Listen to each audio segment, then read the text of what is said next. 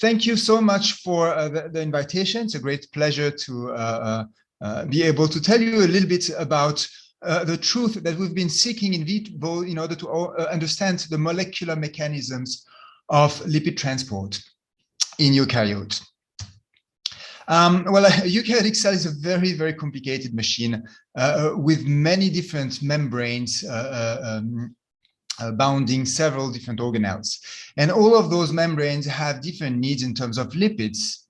However, most of lipid synthesis, let me get a laser pointer. Yes, can you see my pointer as well? All fine? Okay. Most lipid synthesis happens in the ER, and which means the lipids then have to cross the aqueous space of the cytosol in order to reach their destination. So if you have studied like myself in the past century, you've probably learned that it happens by the encapsulation of lipids into vesicles, and the vesicles are traveling across the cells and so on. And you would have probably wondered what happens to organelles such as mitochondria, which are not connected to any vesicular trafficking routes.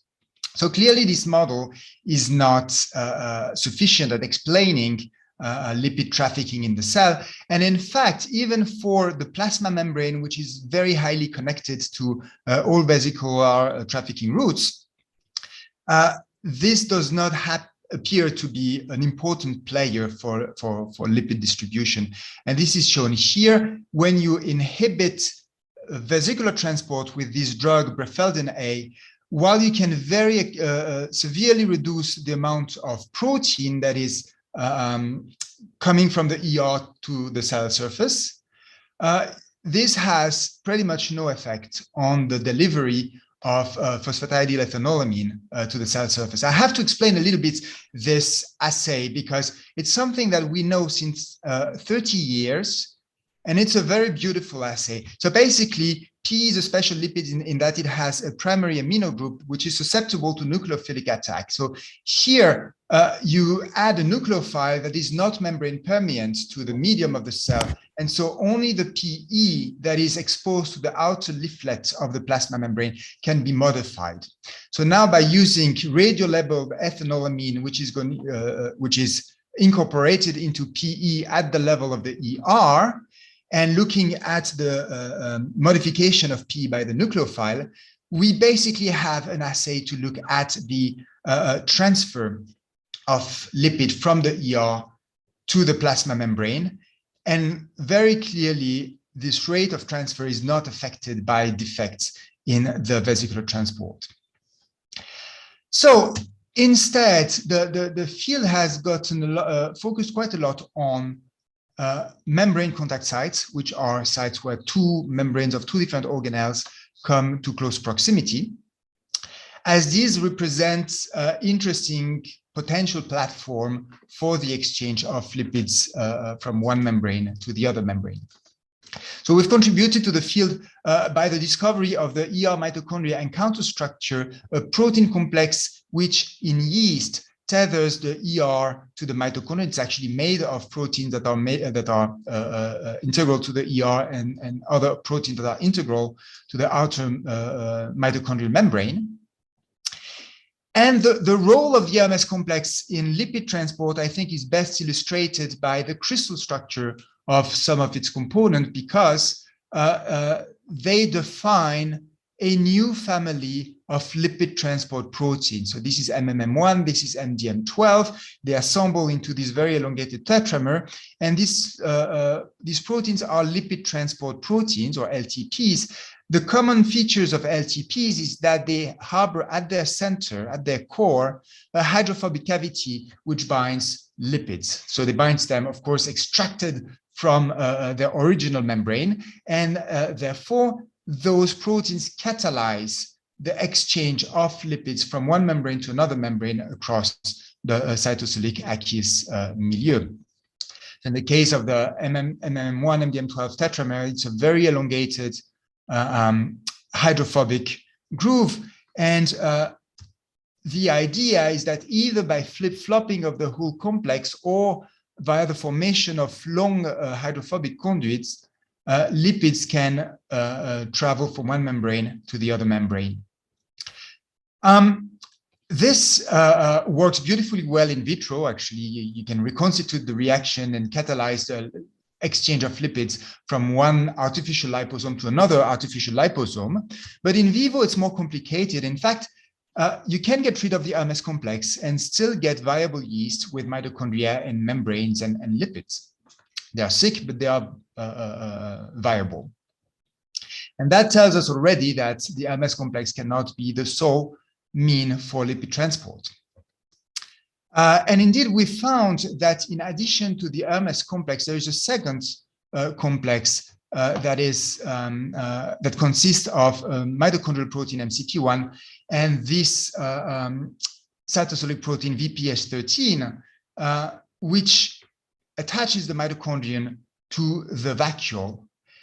And I say that these things are redundant because yeast can grow in the absence of either of those complexes, but cannot grow when both complexes are missing.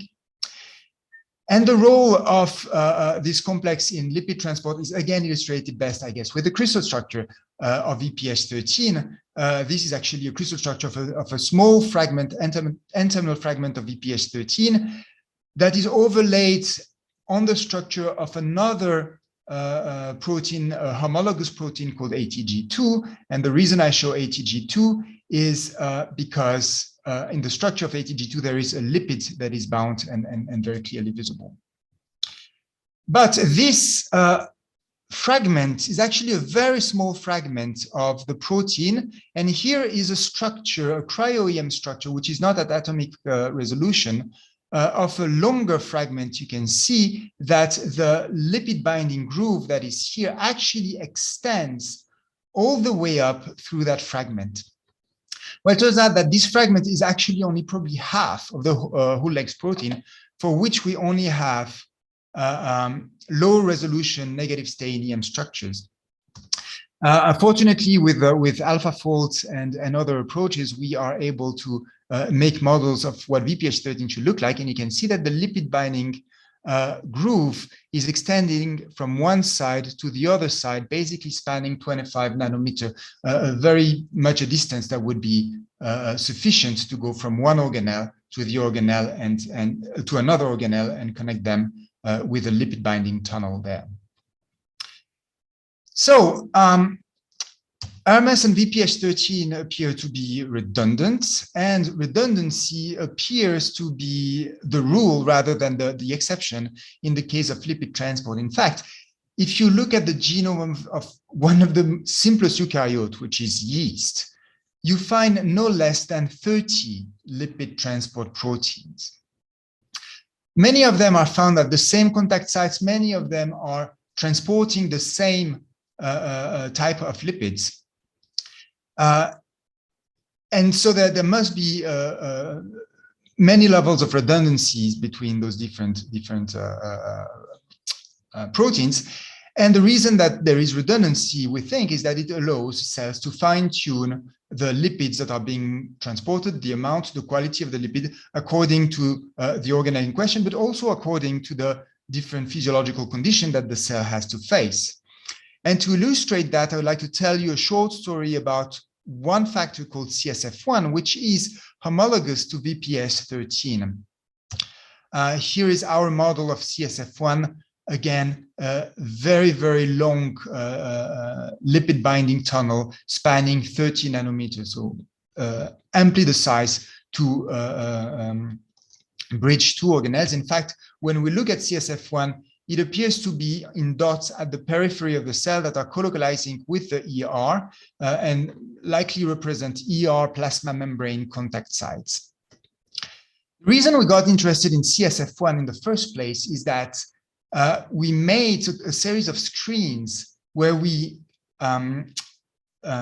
disturbed lipid homeostasis in yeast, and we looked for mutants that cannot resist this disturbance.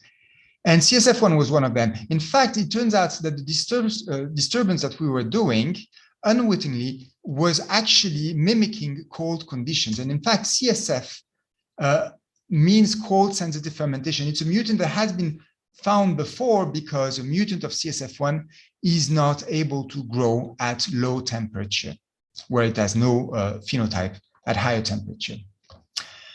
So what is the relationship between cold adaptation and membrane and lipids? Well, an obvious one is the homeoviscous adaptation. You probably have heard about that. Membranes have a given fluidity, but if you lower the temperature, all the lipids have a tendency to pack closely to each other, and that decreases the fluidity, they increase the viscosity of the membrane. And therefore, cells adapt to this condition, the cold condition, by increasing the amount of unsaturation in the fatty acids and decreasing their length.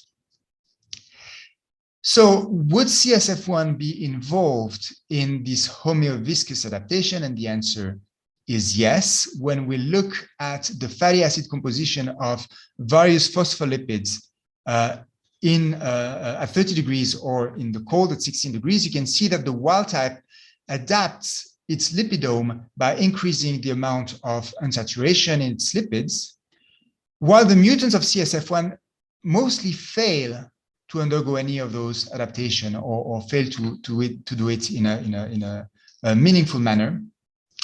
And in fact, we know that this failure is at the basis of the cold sensitive phenotype of those cells, because we can rescue it with the addition of unsaturated fatty acids in the medium. In that case, oleic acid rescues to a very large extent the cold sensitive phenotype of CSF1. So together, this tells us that CSF1 is what we think is the first putative LTP involved in homeoviscous adaptation, and shows how LTPs can fine-tune lipid compositions in order to match new environmental conditions. But so far I've been waving my hand a lot about, fine-tuning and redundancy. But in fact, we should be able, we have a process of lipid transport. We have a number of candidates. We should be able to find conditions where we can see a decrease in lipid transport. The problem is, I showed you this assay. This assay is really good for ER plasma membrane exchange, but it's not a generalizable assay. So what we wanted to do was a generalizable assay to measure lipid transport between any pair of organelles. To do that, instead of using a chemical to modify lipids, we're going to use enzymes. Enzymes because they can be targeted to whatever organelle at will. So imagine an enzyme A, which has a lipid X as a substrate and turns it into X prime. Now imagine enzyme B that modifies X prime into X double prime. Any perturbation that affects the transport of lipids from the compartment harboring enzyme A and a compartment harboring enzyme B should reflect in a decreased rate in the appearance of lipid X double prime, right? And because enzymes can be very easily targeted to any organelle at will, we could basically generate ad hoc assays like this. All we need is a toolbox of enzymes and a toolbox of targeting motif to fuse to them in order to be able to assess lipid transport between any two organelles. So this is our toolbox so far, where we're using both enzymes that are endogenous to yeast, for example, enzymes in PC biosynthesis, and algal enzymes and bacterial enzymes. And today I'm going to tell you about a combination of two enzymes, one of which is the PE methyl transferase that makes PC, and it's found in the ER in yeast. And the other one is a E. coli enzymes that takes unsaturated fatty acids and change them into cyclopropane fatty acids. The reason we're using the CFA synthase, CFAs, is because it's a soluble enzyme that can be targeted to any organelle at will. Now, the principle of the experiment is like this. We have an organelle A that harbors the CFAs. We have an organelle B that harbors the PMT. Every time we see a PC molecule that has a cyclopropane PC, it means a cyclopropane ring, it means that this lipid or its precursor has visited both organelle A and organelle B, right? Now, the great thing about this combination of enzymes is that both of them use S-adenosyl methionine as a cofactor, which means we can now pulse chase deuterated methionine, which will cause a shift of 2 Dalton in the cyclopropyl ring and a shift of 9 Dalton in the choline head up there. Now try and imagine a theoretical mass spectrogram. We start with this would be, for example, a PC species that exists either as non-modified or cyclopropylated species. If we start pulsing deuterated methionine, we see the appearance of newly synthesized PC, which is now 9 Dalton heavier. We also see the appearance of newly modified cyclopropyl rings, which are 2 Dalton heavier. And if we wait long enough, we're going to see a lipid that has both label incorporation at the cyclopropane ring and at the PC head, meaning that during the pulse chase, this lipid has visited organelle A and organelle B. And this is the setup that we can use to test the contribution of RMS and VPH13 in the supply of lipids to the mitochondria. So to do that, we use CFAs targeted to the mitochondrial matrix. We use the PMT that is endogenous to yeast and is in the ER. And here are the type of data that we collect. Here I'm showing you just the modification at the level of the head. You can see that it goes up monotonously and saturates at some point. Here, these are basically 3 different graphs for 3 different type of PC with varying lengths of fatty acids and number of unsaturations. And here I'm showing you the same thing, but for cyclopropane ring, which again increases monotonously. Now you can see that there is a second trace. This is SAM5 delete cells, and that's a very, very important control. Because SAM5 is a permease that allows SAM to enter the mitochondrial matrix. Without SAM5, the CFAs has no cofactor, it should not be active. And that's exactly what we see.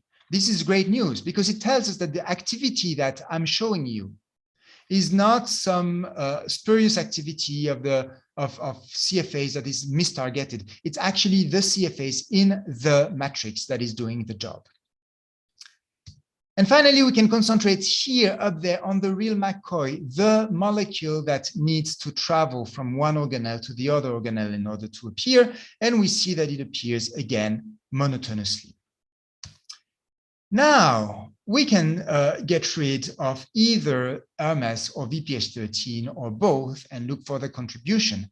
We get a bit of a trouble here. That is that getting rid of both, I told you, is lethal. So the trick we have is to use an auxin-inducible degron to get rid of MDM12 acutely, and before cells start to die, measure their lipids, the lipid transport rates when they lack either RMS or both RMS and VPH13.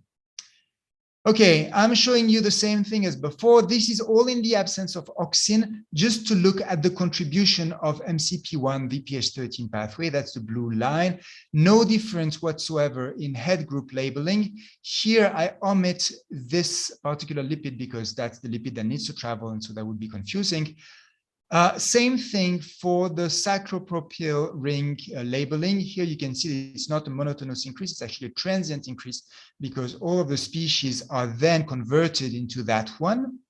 And when we look at that one, we see a monotonous increase in both cases and really not much of a difference.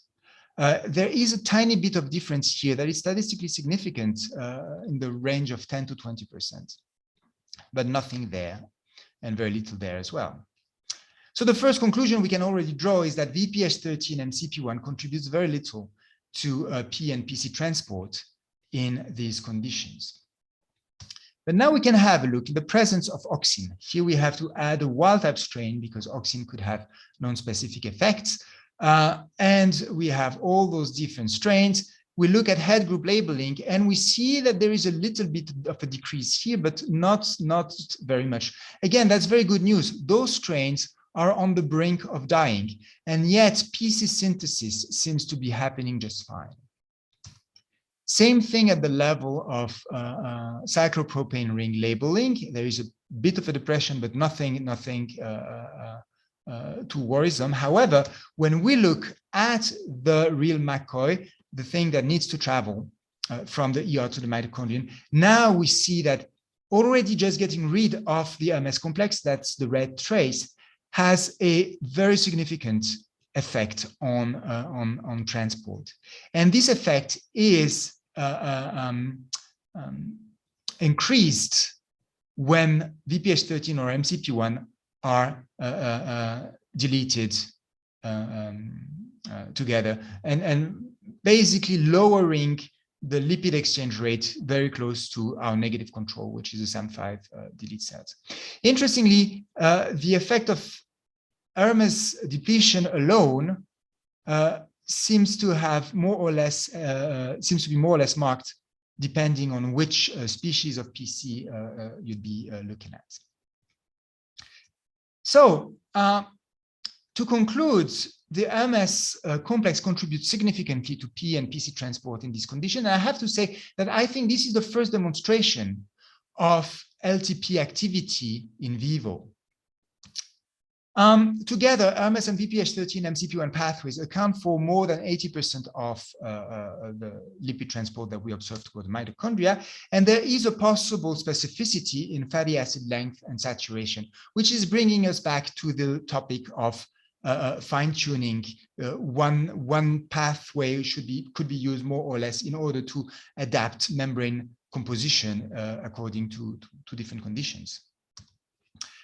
And finally, lipid transport looks impossibly complicated. There is fine-tuning in addition to bulk transport, and there is redundancy. But I hope I could convince you that with proper tools, all of those redundancies, all of those fine-tuning effects can actually be teased apart, and that we can start actually figuring out what are the real contributions of the various lipid transport proteins in all the different lipid transport reactions that are actually taking place in the cell. And I will finish by thanking the people who've done the work. Most of it is the work of Arun. He's a wonderful postdoc. He's right now on the job market. So if you have an opening and want a really cool lipid biologist, just look him up. I also need to acknowledge Howard and Isabel Hitzman in Geneva, who've basically jump-started us with lipidomics.